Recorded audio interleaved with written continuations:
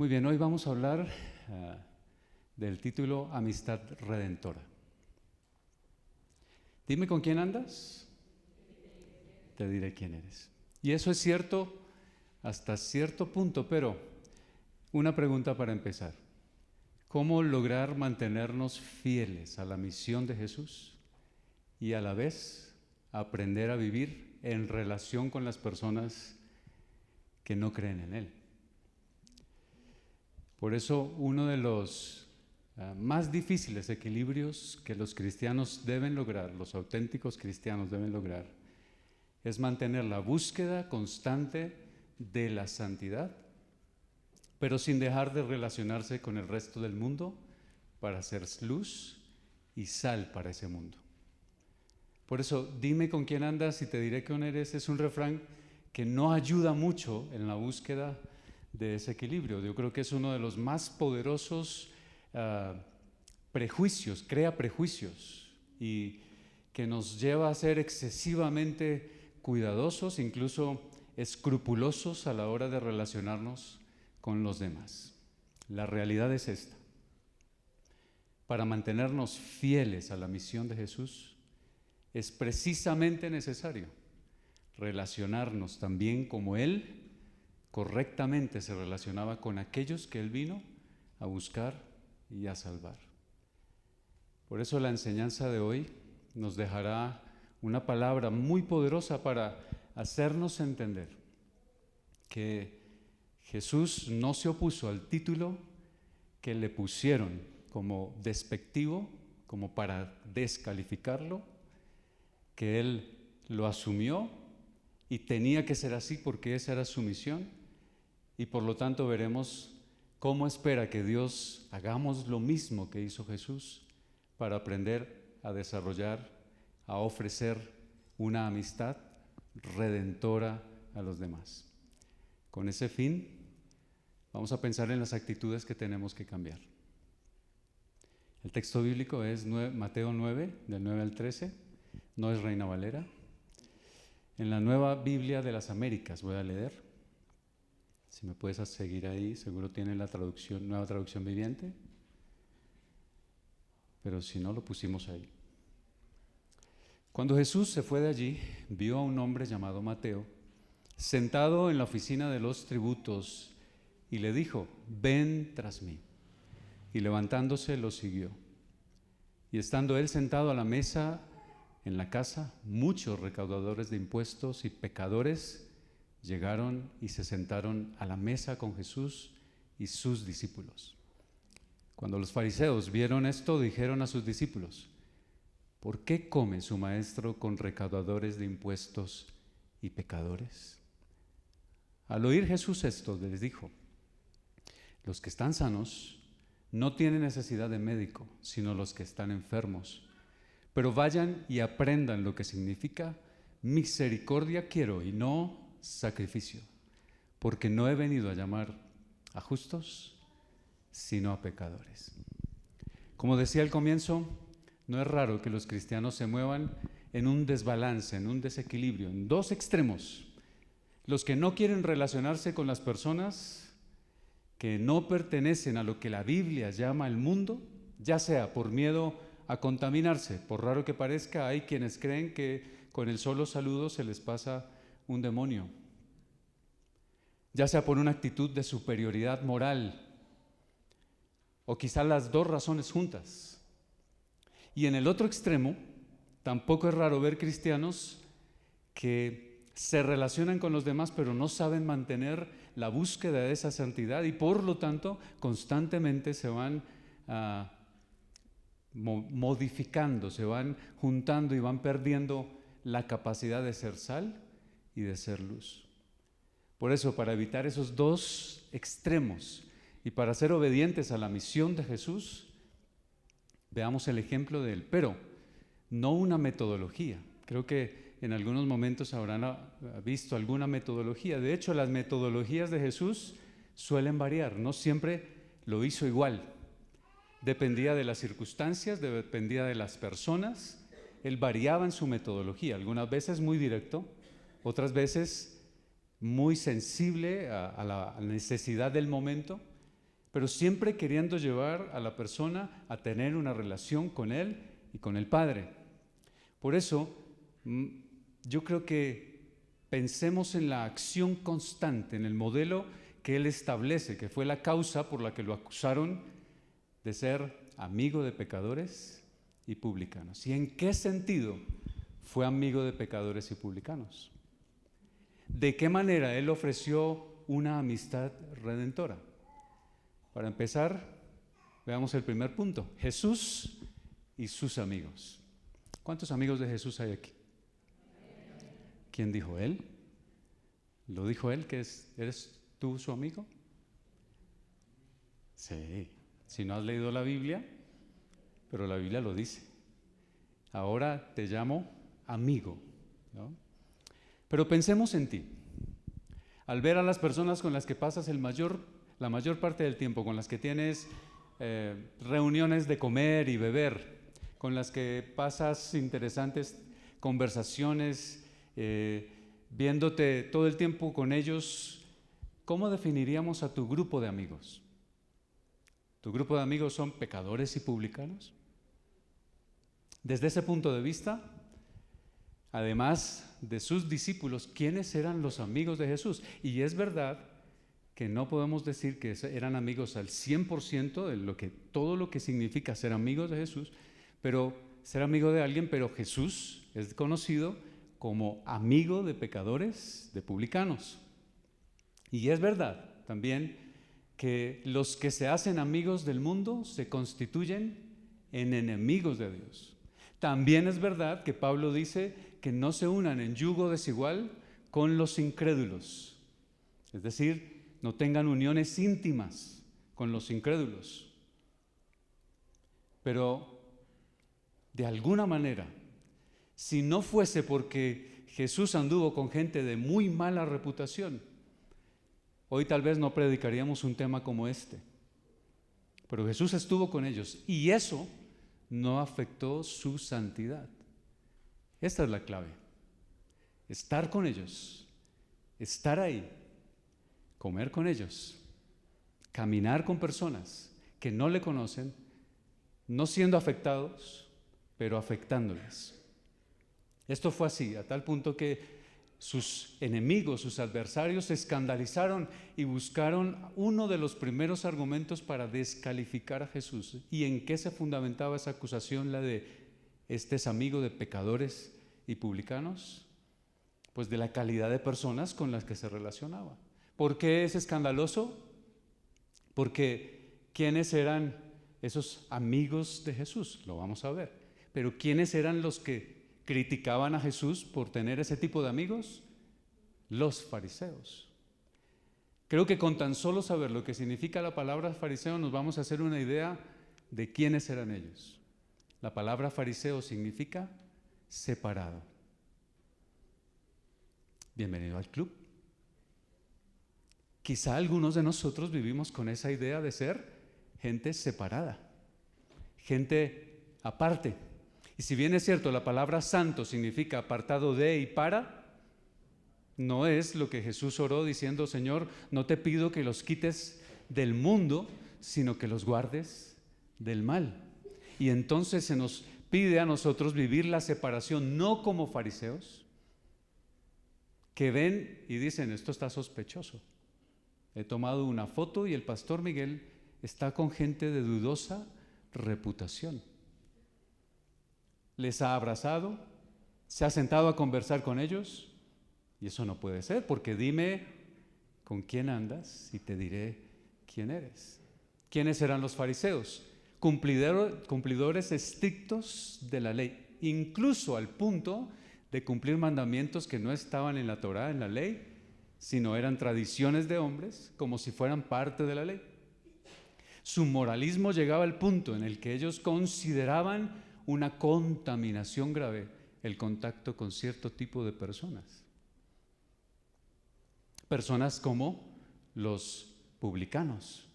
Y Mateo, el Evangelio, nos inicia esta parte diciendo que después de esto, vamos a ver qué es después de esto, llamó a Mateo para que lo siguiera. ¿Quién era Mateo? Todos sabemos que Mateo era un publicano. Y si no fuera porque esa palabra tal vez no la conocemos, no entenderíamos la gravedad de lo que era para la época un publicano. Dice el verso 9, cuando Jesús se fue de allí, vio a un hombre llamado Mateo sentado a la oficina de los tributos. ¿Qué hace alguien sentado en la oficina de los tributos? Cobrando dinero. Y Jesús le dice, ven tras de mí. Por este llamado de un odiado publicano, porque eran odiados, a ser parte de los discípulos de Jesús, está descrito que después de, dice, este llamado está después de, pero ¿después de qué? Después de que Jesús ha sanado a un paralítico, y en este caso en Mateo no se relata que entraron por la terraza y lo bajaron al paralítico, pero Marcos y Lucas sí lo relata, dice que bajaron al paralítico y Jesús, cuando le bajan a uno un paralítico por el techo, uno dice, se espera que lo sanen, pero Jesús no lo sanó de inmediato, porque Jesús no está interesado primero en sanar el cuerpo. Lo primero que le dice al paralítico es, hijo, tus pecados te son perdonados. No sé qué habrá pensado el paralítico, algunos pensarían, no vine para eso. Pero los fariseos que estaban ahí se escandalizaron cuando Jesús dice, tus pecados te son perdonados. ¿Por qué? Porque solo Dios puede perdonar pecados. Este se ha elevado a la condición de Dios y ahora se cree que puede perdonar pecados. Y como Jesús sabía los pensamientos de ellos, les dice, ¿qué es más fácil decir? ¿Tus pecados te son perdonados? ¿O levántate y anda? Pues para que vean que el Hijo del Hombre tiene poder, potestad, yo te digo, hijo, levántate y anda. Y él se levantó y se fue. Pero además de esa historia, viene Mateo, un publicano, y Jesús va a comer con gente como él, y los fariseos dicen, este que dice que es enviado de Dios, que se cree con la capacidad de perdonar pecados, se junta con semejante escoria. ¿Por qué anda con gente de tan mala reputación? Seamos sinceros. Nosotros también haríamos o dejaríamos de hacer muchas de estas cosas, porque no nos interesa que nos vean con cierto tipo de personas. ¿Era una blasfemia? Sí, para ellos lo era, pero Jesús era Dios hecho hombre. Y entonces cuando dice en el verso 11, los fariseos cuando vieron esto, dijeron a sus discípulos, ¿por qué come su maestro con los recaudadores de impuestos y pecadores? Y estaba bien la pregunta. Si no comía Jesús con pecadores, ¿con quién comería? Claro, el problema es que no todos se concibían como pecadores. El problema es que no todos se sentían que necesitaban un Salvador.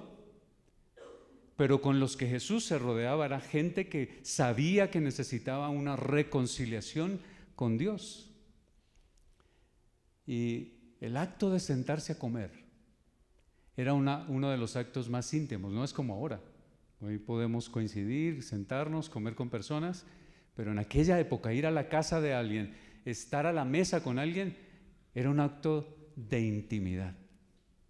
No era simplemente que Jesús se dejaba ver con algunas personas en algún lugar público, sino que compartía lo que para entonces era un acto de mucha intimidad, ser amigos, ser cercanos. Entonces, ¿quiénes eran los pecadores y publicanos? Para ampliar mucho más ese concepto. Pero lo hago con una pregunta o con esta idea.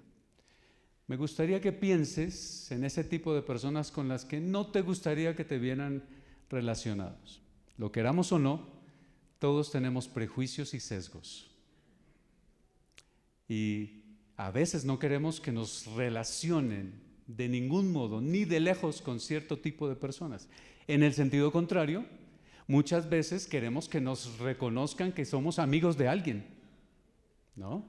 Y nos da cierto sentido de orgullo decir que yo soy amigo de este o de aquel, o de ella o de la otra. Pero no queremos que nos tomen la foto con esa otra persona, con ese otro tipo de persona. Ya puede ser su apariencia física, su condición social, puede ser incluso su condición política, y aquí ni hablemos, porque ahí hay un rencor constante.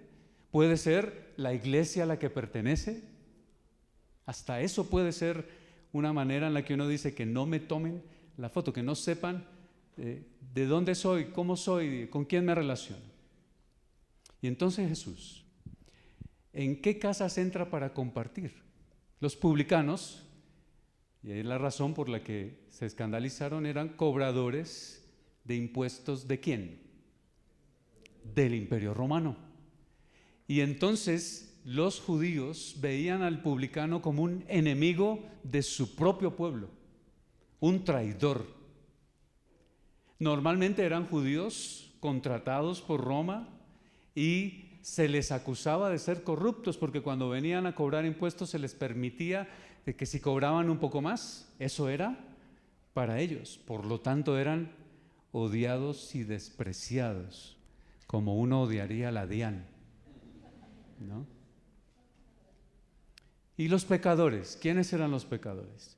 Es un término muy amplio, pero los pecadores eran personas que no vivían rigurosamente la ley de Moisés ni las tradiciones rabínicas. Incluía, y cómo no, tenía que incluir prostitutas, marginados sociales, incluso enfermos, porque tocar a algunos enfermos era contaminarse, porque vivían fuera de la pureza religiosa que exigía el sistema judío.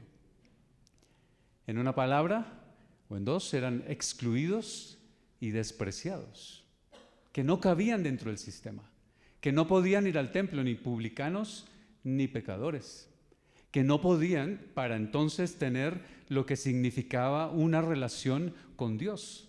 Ahora que nos quedaría claro más o menos por qué el escándalo, Jesús se acercó a esas personas y no le importó el famoso refrán, dime con quién andas y te diré quién eres. Por el contrario, les ofreció una amistad redentora. Y la narración nos va a mostrar algo mucho más interesante. El segundo punto es lo que yo llamaré los amigos de Jesús.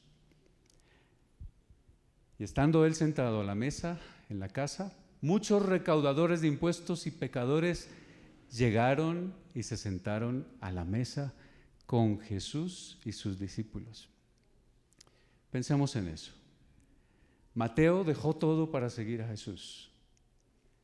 Y no en Mateo, pero en Marcos y Lucas se dice que era su casa y que hizo un gran banquete. ¿Tenía con qué?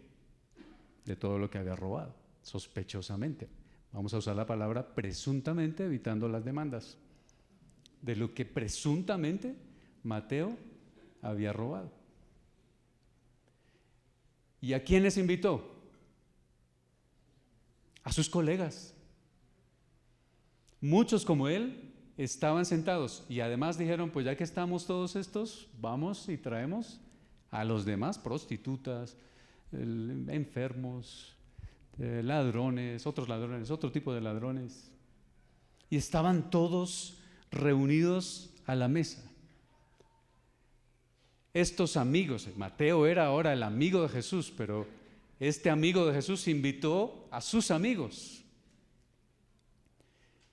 Y yo creo que no dejemos de decir antes que nosotros tenemos un problema con las estadísticas. Nos encanta hacer cosas espectaculares para invitar a gente a venir a Cristo. Por lo menos hace muchos años, cuando éramos niños, teníamos las famosas campañas evangelísticas. ¿Alguno aquí se convirtió por una campaña evangelística? Dinero perdido. Recursos perdidos. La radio era muy famosa. Yo sé que el pastor quería ser locutor, ¿no? Estar en Nuevo Continente por siempre. ¿Quién se convirtió por la radio? por escuchar la radio, quiero decir. ¿Qué querías hacer entonces? Bueno, la excepción puede ser mi papá. Él se convirtió escuchando la radio, primero por el Nuevo Testamento y luego escuchó. Entonces, si al menos mi papá se convirtió, ahí yo voy de enganche. ¿Quién se ha convertido por las redes sociales? Porque ha visto una publicación, un comentario o algo. Nadie. ¿A algunos de ustedes los trajo un amigo?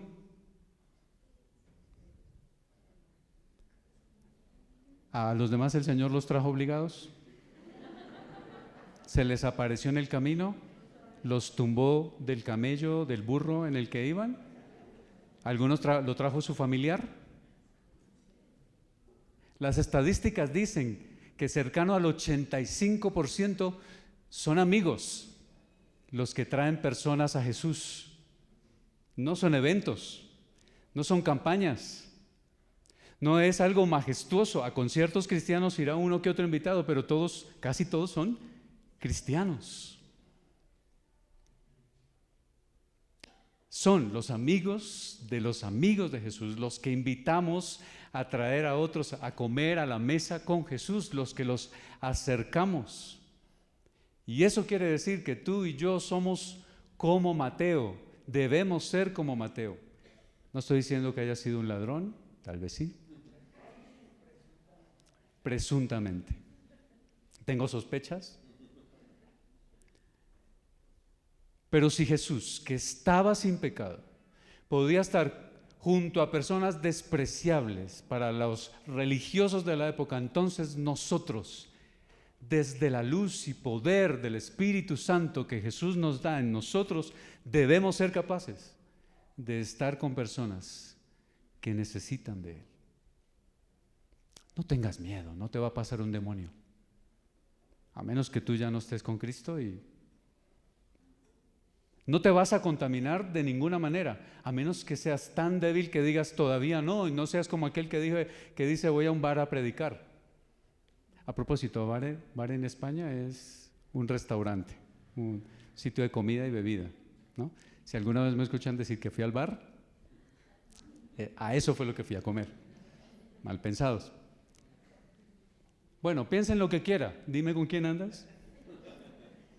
No debería importarme. No quiero detenerme mucho en este punto porque quiero mostrar las razones y actitudes que Jesús espera que nosotros tengamos y barreras que derrotar para el tercer punto, las actitudes peligrosas de los santos. Y si me entienden, con otras palabras, la actitud de los separados, llámense santos o fariseos. No quiero ofender, pero somos tan propensos a volvernos fariseos por ese sentido de santidad que se nos olvida que es imposible estar acercando a otros a Jesús sin estar con ellos. Y es muy difícil hacerlo con algunas actitudes. Por eso la respuesta de Jesús es esta. Al oír Jesús esto dijo, los que están sanos no tienen necesidad de médicos, sino los que están enfermos. Pero vayan, los mandó para su casa. Les dijo, dejen el chisme, están viendo aquí que la comida, que con quién comemos, vayan. Y aprendan, yo quiero que aprendan esto. Misericordia quiero y no sacrificio, porque no he venido a llamar a justos, sino a pecadores. Algunas ideas que nos sugiere el problema de los fariseos o de la actitud farisea en nosotros es esta: aislarnos desde una arrogante superioridad moral. Me pasa, todo el tiempo me pasa. No soporto que alguien fume a mi lado y se me olvida que soy cristiano, que este es alguien que necesita de Cristo, y ya me entra el fastidio. No suelo decir nada, pero no quiero andar con él. y por mi trabajo, por las cosas en las que estoy trabajando, después les cuento el chisme, estoy con personas con las que tienen ciertas actitudes que avergüenzan a cualquiera, y he tenido que confrontar muchas veces la manera como yo los veo a ellos, como la manera como hablo con ellos de diferentes tipos de cosas, y he descubierto en mi interior esa idea de superioridad. Estos son, ¿me entienden? Son tontos, hablan todo el tiempo mal, hacen tonterías, yo soy mejor. Esa idea, que en mí, dicha así, suena rara, fea, en realidad está en cada uno de nosotros. Así miramos a muchos tipos de personas. Yo al que fuma o al ñero con el que trabajo. Pero puede ser que tú tengas eso contra otras formas de ser, otros pecados escandalosos, otras formas de vestirse, otras formas de comportarse, que cuando tú los ves dices, y ni siquiera dices, pobre gente, está sin Cristo, sino dices, cerca de ese, no me gustaría. Que el Señor llame a otro y le predique a ese. También algunos, luego, si nos animamos a abordar a los demás, no lo hacemos desde la amistad sincera, sino desde esa superioridad moral. Entonces, primero nos aislamos, no le hablamos a nadie, pero puede ser que sí le hablemos. Y lo hacemos solo desde esa arrogancia del que es separado, santo, del que no peca como ese otro está pecando. Y el problema es este: los vemos solo como un objetivo. Todos los demás, cuando saben que tú eres cristiano, dice, y va a hablarme, me va a predicar. Parece que solo le interesa que yo vaya a la iglesia y sea un número más.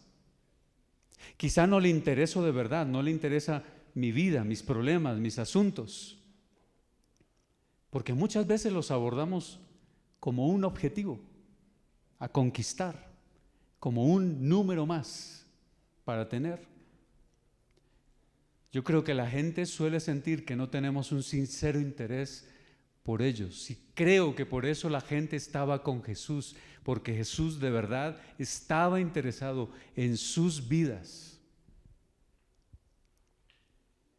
Y por eso algunos, en cuanto pueden, sacan la Biblia y dan bibliazos a ese que es amigo o conocido o incluso desconocido. Y entiendo el afán, muchos no quieren que la persona se vaya sin Cristo, entiendo ese afán. Pero hay que aprender a construir o a ofrecer cierto tipo de amistad en la que hay redención, en la que Dios paga el precio y le enseñamos a esa persona que hay alguien que pagó por su vida. Y yo creo que aquí está la clave para cambiar y desarrollar actitudes que nos favorezcan ser amigos, amigos redentores. Olvidarnos de lo que Jesús nos pide aprender. ¿Qué nos pide aprender? ¿Qué dice el texto? Vayan y aprendan lo que significa misericordia quiero y no sacrificios. ¿Qué significa misericordia quiero y no sacrificios?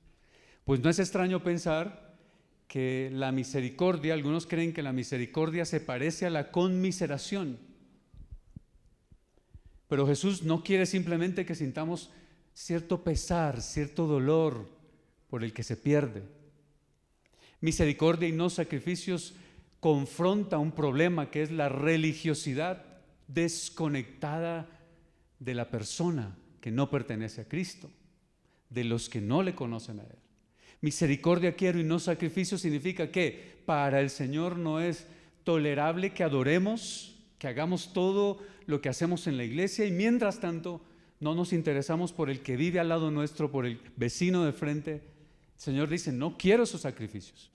Si tú a tu vecino, a tu compañero de oficina, de trabajo, a tu amigo, no lo ves con misericordia, capaz de extender misericordia, cuerdas a su miseria, puentes, pudiéramos decir, no quiero tus sacrificios, quiero misericordia.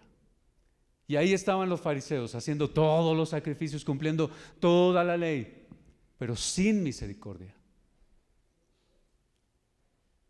Y no es fácil, porque constantemente vamos a ser tentados a movernos hacia ese lado en el que sentimos que Dios está más agradado por las cosas que hacemos. Y está muy bien, hay que hacerlas, pero ¿por qué no estamos sintiendo misericordia del que está a nuestro lado? ¿De qué se trata entonces esa misericordia? Una pregunta muy sencilla. ¿Ha cambiado en algo el mensaje de Jesús? Desde que Jesús comenzó su ministerio público hasta que dejó el ministerio público y los últimos días se fue solo con sus discípulos, Él no dejó de predicar lo mismo que predicó: arrepiéntanse para que entren en el reino de los cielos. Arrepiéntanse porque el reino de los cielos se ha acercado. Es por esa razón que le dice a aquel paralítico: tus pecados te son perdonados, porque Él sabe que el pecado es lo que destruye sus vidas. Misericordia no es, qué mal está la familia de esa persona y ya. Misericordia es, esta persona necesita a Cristo en su vida, no necesita una solución. Dicho sea de paso, hay gente que soluciona sus problemas sin la iglesia. No necesita necesariamente, no viene a la iglesia. ¿Por qué? Porque yo puedo resolver mis problemas sin la iglesia. Entonces, ¿a qué voy a la iglesia? No podemos olvidar que misericordia en este caso es entender que hay en juego una vida eterna que se afecta desde ahora, desde este momento. Que sí, que cambia nuestra existencia ahora, en este momento, pero tiene que ver con la eternidad. Misericordia significa entender que se va a condenar si no conoce a Jesús, se va a perder, fumando o no fumando. O como dijo alguien, ¿de qué sirve enviar gente muy bien portada o incluso muy saludable al infierno? Todavía hay infierno, ¿no? Sí. Parece chistoso, pero ya casi no hablamos de una condenación eterna, porque suena muy incómodo hablar de eso y parece que es en contra de la misericordia. Pero la misericordia ha de ser tal que aunque yo no les diga que hay un infierno, sé que esa persona está condenada sin Cristo.